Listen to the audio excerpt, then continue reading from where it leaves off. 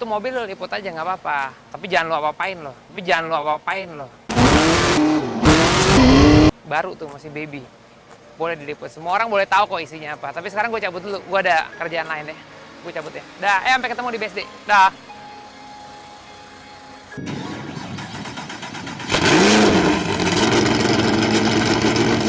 Halo teman-teman semua, terima kasih banyak yang masih setia nonton Derkar Vlog sampai hari ini.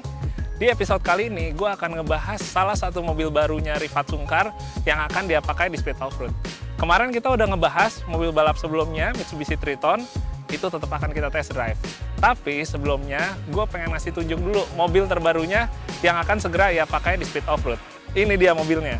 Ini adalah mobil tubular, mesinnya V8, tetapi spesifikasinya jauh lebih gila lagi dari mobil yang sebelumnya Rifat Sungkar gunakan. Kalau teman-teman lihat, mungkin modelnya cukup familiar. Buat yang ngikutin kejuaraan Speed Offroad atau XOR, pasti teman-teman udah tahu semua kalau bentuk bodinya seperti bodi mobil-mobil yang digunakan oleh tim John Lynn Racing Team atau JRT.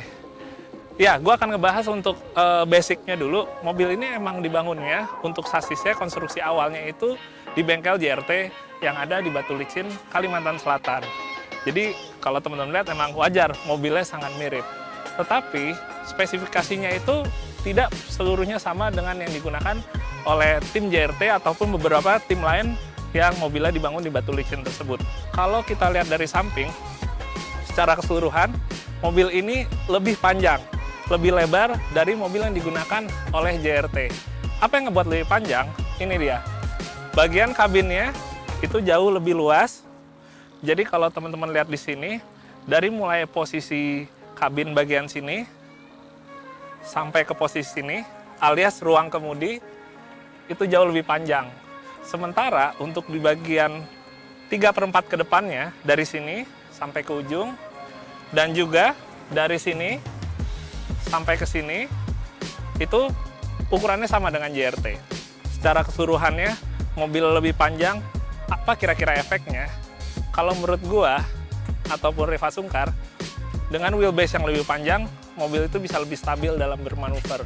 Memang di manuver kecil tidak segampang mobil yang memiliki wheelbase lebih pendek. Tetapi karena track XOR sekarang atau Speed Offroad sekarang itu cenderung tikungannya sangat-sangat luas, sangat-sangat lebar dan high speed, mobil dengan wheelbase panjang seperti ini tentunya akan memberikan kestabilan ekstra. Selain itu, kalau gue lihat bentuknya juga lebih enak. Kalau gue sendiri lebih suka model yang wheelbase-nya panjang karena kalau dilihat secara keseluruhan mungkin lebih terlihat nggak bantet ya. Kalau gue pribadi ngeliat kebanyakan mobil yang diproduksi Batu Licin ini wheelbase-nya lebih pendek dan sedikit bantet. Walaupun di tikungan patah mungkin mereka lebih unggul, tapi di tikungan yang high speed, yang tipis-tipis panjang, mobil wheelbase panjang ini jauh lebih enak. Ngomong-ngomong wheelbase, apa sih sebenarnya yang dimaksud wheelbase? Wheelbase itu adalah jarak antara titik roda depan sampai ke titik roda belakang. Nah, itu dia mobil yang lebih stabil dibandingkan mobil dengan wheelbase yang lebih pendek. Bodi tadi udah sempat gue singgung sebelumnya bahwa ini bodinya desainnya juga dibuat di Batu Licin, jadi bentuknya sama seperti dengan tim John Lynn lainnya. Hampir tidak ada perbedaan. Yang paling berbeda mungkin untuk liverynya aja. Mungkin teman-teman kalau JRT kan lihat mobilnya kuning, di mobil ini warnanya putih. Untuk liverynya kebetulan juga gue sendiri yang ngedesain bersama tim kreatif gue dari Abby and Rigby. Beda di bagian depan juga udah kita kasih stiker lampu dan grill. Ngomong-ngomong masalah bahan bodi, ini bahannya semuanya full fiberglass dari depan sampai belakang. Yang berbeda hanya di bagian dalam saja itu tetap menggunakan plat aluminium, terutama pada deck ya, pada lantai dan juga pada firewall. Dan kenapa pakai fiber? Karena dengan menggunakan fiber, otomatis bobot lebih enteng. Untuk dibalap, bobot yang enteng itu sangat membantu, bukan hanya tenaga lebih laju, tetapi juga driver lebih gampang untuk mengontrol mobilnya saat menikung, saat jumping, dan lain-lainnya. Pertama, yang kita lihat di bagian sini adalah ban. Sama seperti dengan mobil Triton yang Rifat Sungkar gunakan sebelumnya, di mobil Monster V8 ini juga menggunakan ban Desert Hot XMT. Hanya bedanya ukuran lebih besar, 305, 70, dan ringnya lebih besar 17. Jika sebelumnya Rifat Sungkar menggunakan velg ring 16, kali ini Rifat menggunakan velg ring 17. Apa sih sebenarnya kelebihan dengan kita menggunakan velg dengan ukuran lebih besar? Yang paling utama adalah manfaat untuk pengereman. Kita bisa menggunakan disk yang lebih besar. Untuk velgnya sendiri, ini menggunakan metode racing wheel.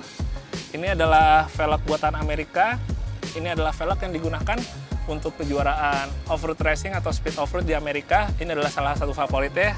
Dan di mobil Rifat Sungkar ini udah di custom, jadi di bagian jari-jarinya itu ada nama Rifato dan angkanya 236 sini. Remnya itu tadi, dengan ring yang lebih besar, maka remnya ukurannya bisa lebih besar. Otomatis tenaga untuk ngeberhentiin mobil ini jauh lebih optimal. Seperti di mobil ini, Rifat menggunakan Brembo. Ini 6 pot atau 6 piston, dan full dipasang dari depan sampai untuk yang rem belakang. Untuk suspensi sebenarnya hampir sama untuk sistem yang digunakan di mobil speed off-road untuk yang sudah kelas spesifikasi ke atas ya, yaitu menggunakan 2 buah shock breaker di setiap titik rodanya. Pertama adalah bypass sebelah sini, yang di depan, yang di bagian dalam sana atau di belakang itu adalah yang jenis coil over shock. Untuk shock breaker keduanya atau seluruh shock breaker yang ada di mobil ini menggunakan merek Fox Racing Shock, baik coilover maupun bypassnya. Dan di bagian depan ini, kalau teman-teman lihat, sudah menggunakan sistem independent atau yang biasa disebut dengan AFS, Independent Front Suspension. Ini semua di custom mulai dari arem bagian bawah, lalu yang arem bagian atas, lalu untuk as roda ini menggunakan RCV Axle. Itu adalah salah satu merek as roda dari Amerika yang banyak digunakan di balap off-road sana. Untuk bonggol gardannya di bagian tengah ini menggunakan 14 ini juga salah satu gardan buatan Amerika yang makanya udah banyak banget dan ketangguhannya udah banyak diacungin jempol sama orang-orang di Amerika. Terus untuk steeringnya, kalau teman-teman lihat di sini, karena ini menggunakan independent, steeringnya menggunakan steering rack. Sistem steering ini dipakai untuk di mobil yang menggunakan gardan independent.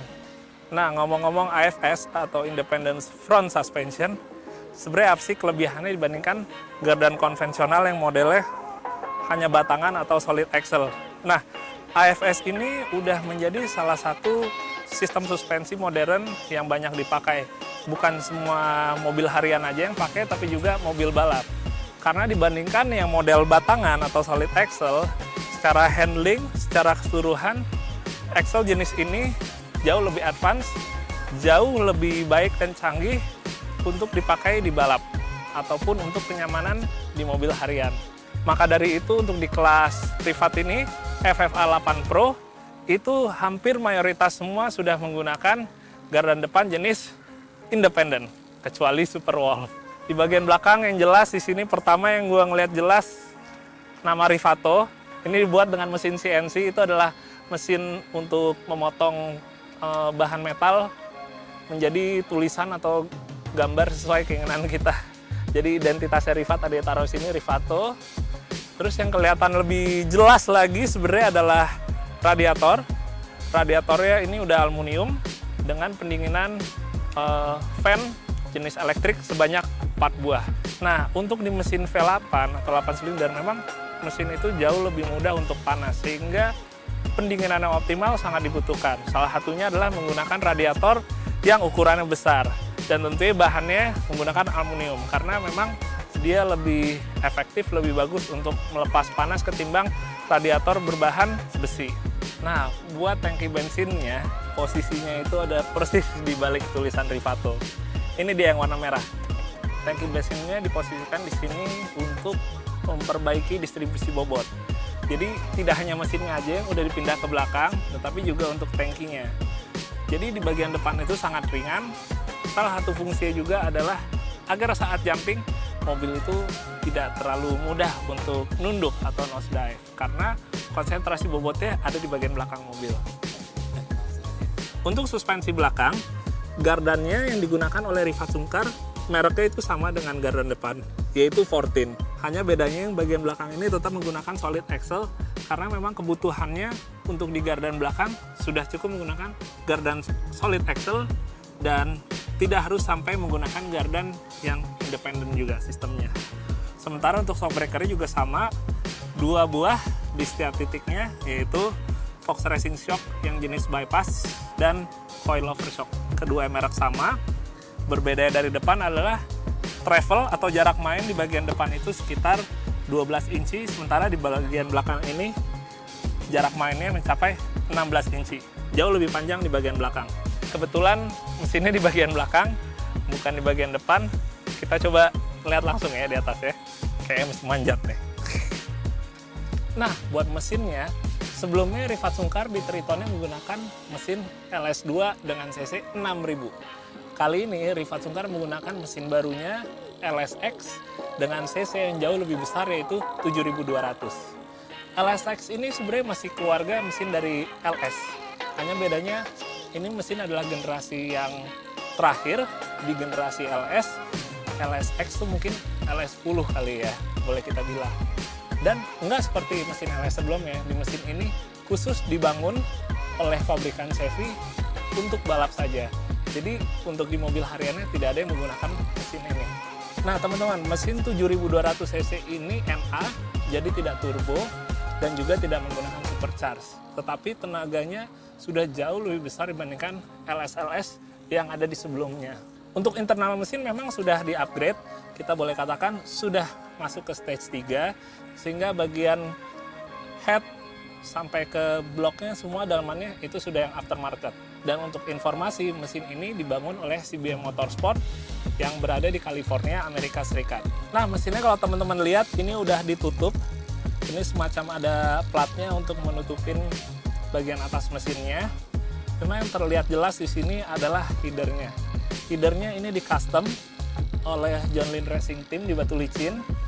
Jadi headernya itu adalah 4 di kanan, 4 di kiri, dan semuanya menyatu ke tengah-tengah menjadi satu dan keluar langsung ke bagian belakang. Memang suaranya pastinya keras banget. Dan posisinya dengan kita dekat banget, jadi pasti berasa banget di kuping. Selain itu di bagian belakang yang terlihat adalah untuk filter udara. Ini ukuran throttle bodinya cukup besar, lalu keluar ke sini dan mengambil udara di bagian sini. Memang debit udara yang dibutuhkan buat mesin V8 itu sangat besar, sehingga harus dipastikan bahwa dia cukup menyedot udara yang ada dari luar. Selain itu, sistem sirkulasi oli yang ada di mesin ini menggunakan sistem dry sump. Sistem dry sump adalah salah satu sistem yang banyak digunakan untuk mobil-mobil balap sekarang, di mana sirkulasi olinya itu tidak dilakukan secara mekanis, tetapi menggunakan pompa, sehingga sirkulasinya atau debit oli yang adanya itu jauh lebih banyak dan lebih kencang. Sehingga umur mesin itu dan pelumasan di dalam mesinnya bisa jauh lebih optimal lagi. Sebagai info, kalau mobil V8 biasa itu kurang lebih di bawah 10 liter untuk penggunaan oli ya. Tapi oli mesin di mobil Rifat Sungkar ini membutuhkan sekitar 14 liter oli. Gila, banyak banget sih. Kalau teman-teman lihat di sini dibandingkan mobil Triton sebelumnya, masuknya lebih gampang, lebih enak. Kalau yang di Triton itu emang agak sempit karena ada satu palang lagi di sini. Jadi masuknya agak kerepotan. Tapi yang ini jauh lebih luas. Dan di bagian bawahnya juga ada footstep-nya, jadi masuknya lebih enak. Oke.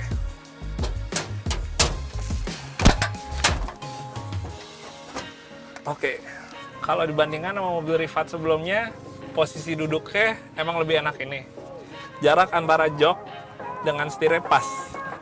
Hanya posisinya kalau untuk gue pribadi memang agak kurang turun. Tapi kayaknya untuk di posisi Rifat udah pas sih, setirnya agak tinggi gini. Untuk posisi pedal sih semua udah enak. Untuk rem, untuk kopling, dan untuk gasnya. Seperti tadi udah gue sempat ceritain, untuk konstruksi semuanya itu dibangun di Batu Licin, di bengkel John Lynn Racing Team. Ini bahannya adalah chromoly, salah satu bahan untuk roll cage yang paling banyak digunakan di balap-balapan internasional. Jadi secara keamanannya emang udah terjamin, dan juga bentuknya ataupun lasannya yang gue lihat sih bener-bener oke ya. Tapi yang ngebedain dengan roll cage yang banyak dibangun oleh produsen atau bengkel-bengkel di Indonesia hanya beda dari bahannya saja. Kebanyakan di Indonesia ini masih menggunakan bahan seamless, sementara mobil Rifat Sungkar ini dibangun di batu licin sudah menggunakan bahan chromoly. Kalau teman-teman lihat di dalam ini, kebanyakan semuanya udah pakai barang-barangnya yang aftermarket semua, yang racing spec. Tapi untuk di bagian tengah ini masih belum ditutup. Ini nantinya ada penutupnya. Jadi kalau sekarang kebuka ini, teman-teman bisa lihat ada mesin langsung di bagian belakang. Terus di bagian tengah ini ada gearboxnya dan juga transfer case yang menyatu. Gearboxnya ini menggunakan gearbox Weissman. Ini adalah gearbox sequential 4 speed ya, jadi manual, bukan otomatis seperti kebanyakan dari mobil JRT yang lainnya. Karena Rifat Sungkar suka dengan mobil balap yang tetap menggunakan jenis transmisi manual. Hanya bedanya di mobil ini menggunakan sistem sekuensial, sama seperti mobil balap sebelumnya. Jadi untuk operasinya, kita tarik ke belakang untuk naikin gigi, dan untuk turunin gigi kita dorong ke depan. Gearbox Weissman ini sebelumnya adalah gearbox yang digunakan oleh pembalap favorit gua, yaitu Brian Deegan dari Amerika. Nah yang ini. Nah, jadi gearbox ini dulu digunakan oleh Brian Deegan sebelum Brian Deegan upgrade ke gearbox yang barunya, yaitu Extract. Di bagian depannya lagi, ada satu tuas lagi. Ini adalah tuas transfer case. Tetapi keunikannya dari tuas transfer case ini, kalau kita dorong maju ke depan, dia gigi ini semuanya full maju. Saat kita pindahkan lagi gigi ini semuanya full mundur. Jadi boleh dikatakan mobil ini bisa 4 speed maju, dan saat dipindah ke belakang tuas transfer case, mobil ini punya 4 speed mundur. Oke, terus bagian sini ini ada power cut off atau pemutus arus listrik. Ini memang posisinya masih sementara, nanti kalau udah ditutup pasti akan dipindahkan lagi ke tempat yang rapi. Tapi yang pasti posisinya tetap harus posisi yang bisa dijangkau oleh driver dan co-driver. Untuk elektronik di mobil ini menggunakan ECU dari Motec. Komputer Motecnya adalah tipe M130 yang juga dilengkapi dengan PDM 15 dari Motec juga. PDM itu adalah untuk mengatur seluruh kelistrikan yang ada di sini. Sehingga kalau teman-teman lihat di bagian sini, ini ada pengatur untuk starter, untuk pompa bensin, lalu juga untuk fan, semuanya lengkap ada di sini. Jadi driver atau co-driver nggak perlu pusing, gambar udah jelas, tulisan jelas, jadi ngoperasi ini jauh lebih mudah. Lalu di bagian depan sini, untuk instrumennya, untuk penunjuk dari data-data yang ada di mobil ini menggunakan LCD Motec C125. Jadi kita bisa memonitor dari posisi persneling, temperatur, tekanan oli, dan lain-lainnya. Semua ada di depan kita. Nah, buat pedalnya ini menggunakan pedal box, mereknya adalah Tilton.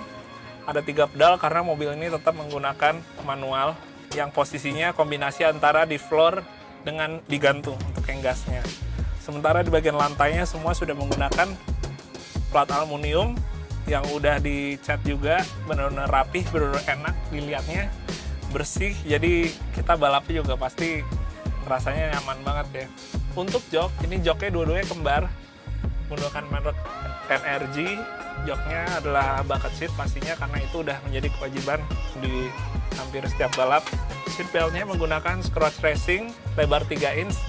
Sama seperti balapan lainnya, sekarang ini kebanyakan udah harus menggunakan yang 3 inch ya lebarnya. Dan untuk jumlah titiknya itu 6 titik. Jadi 2 di bagian pundak, 2 di pinggang, dan 2 lagi ke bagian bawah jok. Itu yang biasanya suka orang sensitif. Di bagian belakang sini, teman-teman lihat ini ada 2 buah blower atau pompa udara yang gunanya adalah meniup udara ke helm. Jadi emang kalau di Amerika itu kebanyakan udah menggunakan helm yang menggunakan lubang untuk udara segar masuk ke dalam. Kayaknya Rifat belum pakai deh, karena helmnya dia belum ada yang sistem udaranya. Mungkin nanti kali ya. Ini juga salah satu yang digunakan di mobil gue Super Wolf, karena gue sendiri ngerasain banget manfaatnya. Kita nyetir panas, capek, kalau ada udaranya itu masuk ke dalam jauh lebih segar. Jadi kita tetap bisa fokus nyetirnya. Nah, teman-teman, buat kalian yang nggak tahu, kalau di mobil balap yang suka ada jaring-jaring seperti ini fungsinya adalah sebenarnya salah satu alat untuk melindungi saat terjadi insiden. Oke, caranya gini, ditutup. Buat apa sih sebenarnya? Kalau mobil yang nggak ada kacanya, yang langsung bolong di bagian jendelanya, kita takut terjadi resiko seperti tangan keluar saat mobil terbalik. Dengan ada seperti ini, saat amit-amit kalau kejadian kita terbalik, kita crash, apapun yang terjadi, tangan kita nggak bisa keluar. Sementara dulu-dulunya kalau belum ada seperti ini, kita bisa aja potensi terbalik, tangan keluar, lalu entah terjepit atau terkena barang-barang yang ada di luar sana. Jadi fungsinya ini adalah untuk menahan supaya tangan kita jangan sampai keluar. Ini menurut gue adalah salah satu equipment, salah satu peralatan safety yang harganya tidak seberapa, tapi manfaatnya sangat besar jika sampai terjadi insiden. Buat setir menggunakan Momo yang palang 3, bahannya suede. Setahu gue kalau bahan suede, sementara mobilnya terbuka gini, ini gampang cepat kering sih. Gue lebih suka sebenarnya yang bahan kulit, tapi gripnya sih enakan yang suede. Cuma itu dia, kalau misalnya kita pakai suede dengan kondisi yang terbuka gini, kena matahari, kena hujan, basah, ini akan lebih mudah untuk menjadi kering bahannya. Tapi ukurannya sih pas sih, buat gue sih. Ini yang ukuran 13 inci.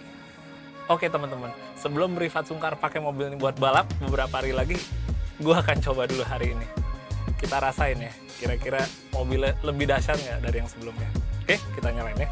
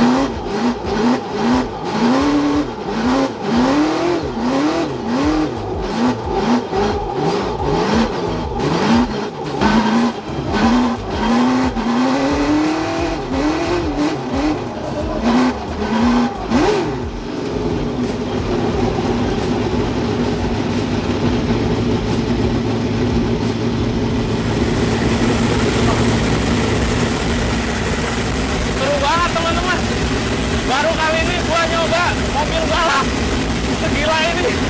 Rasanya kayak naik haji, beneran. Tenaganya enak, suspensinya, handlingnya semuanya benar-benar top banget. Gua kebayang banget pas ini lagi di tanah, itu bisa jadi salah satu mobil yang paling kompetitif dibandingkan seluruh peserta lainnya. Oke, sekian dulu Delcar Vlog kali ini. Jangan lupa teman-teman, like, subscribe, dan komen.